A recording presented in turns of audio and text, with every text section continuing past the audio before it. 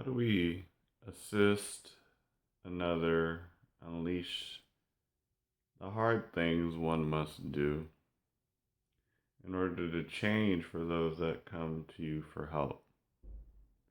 And the second part of this is people share their stories who are simply hurting, and how do we help switch from the I hurt stories and help them with the I'm healing stories to move towards something that is healing rather than continuing to hurt by continuously sharing the same story of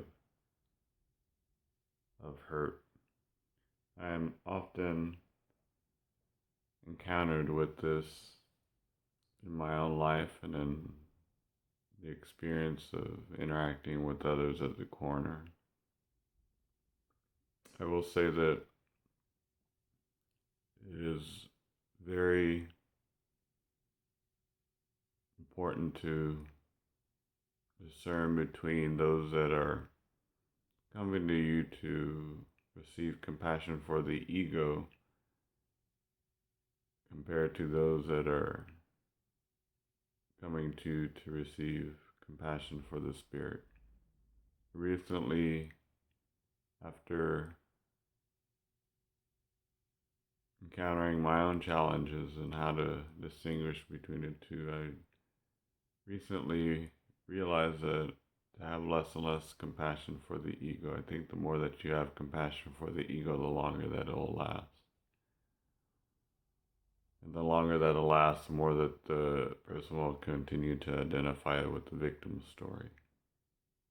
If you move that person into a space where they are having more spiritual context to their life, and by that I mean truly seeking healing rather than continuing with the victimhood mentality through victim stories, then that is the person that I prefer to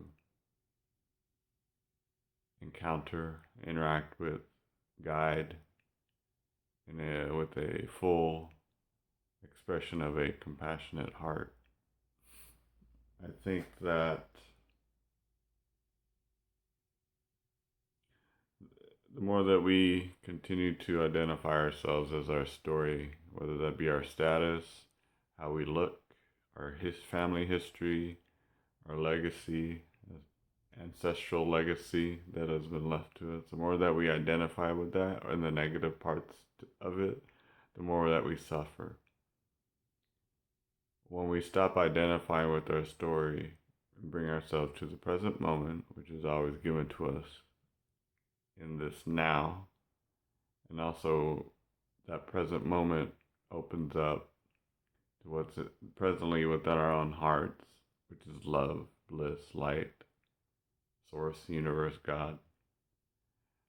And the more that we stay in that space, the more that we are healed, the more we realize that the thoughts that are fleeting are simply that. They're fleeting thoughts that are passing through. The ones that are from the past are usually from regret. The ones for the future are usually for anxiety. And once we stay in the present moment, we are gifted with all the beauty that is around us, both on a horizontal present level, as far as what we may see, and also on a deeper level, on a vertical level, in what we are creatively endowed with, or we're endowed with creativity, ways to find and switch our perspective such that we renew, we renew, we renew, we renew our heart, we renew our mind in that same instance. The mind stops looking at things negatively. In an instant, it can be done in an instant, once you take time out of the equation. And in that instant, our perspective can change. You can even look at this at a quantum level. When someone's doing an experiment, things arise in that experiment because it's being observed at a quantum level.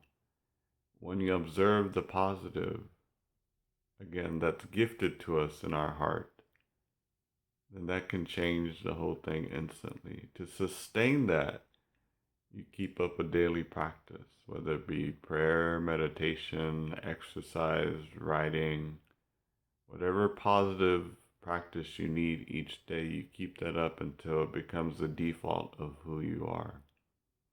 And that is how I believe change happens. It starts from within.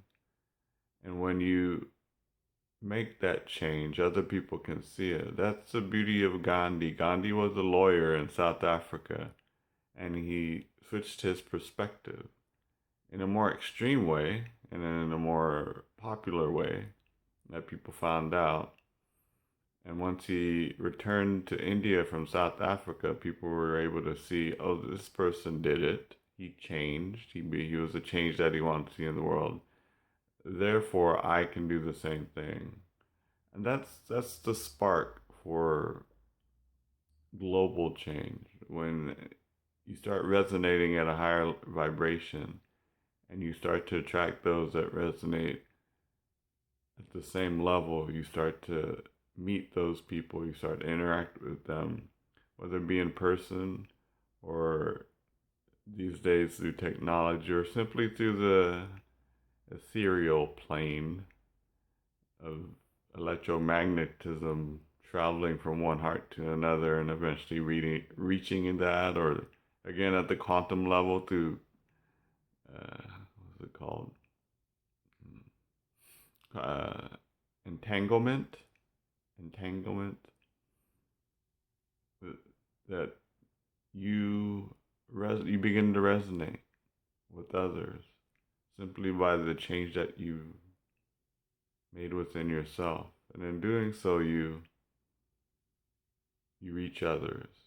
You reach others. Discernment,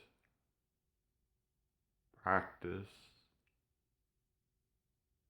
influence, resonance. What are your thoughts? Please do share in the comments below. This is on Facebook. In the comments there. If those of you watching on YouTube, perhaps, in the comment section below this video.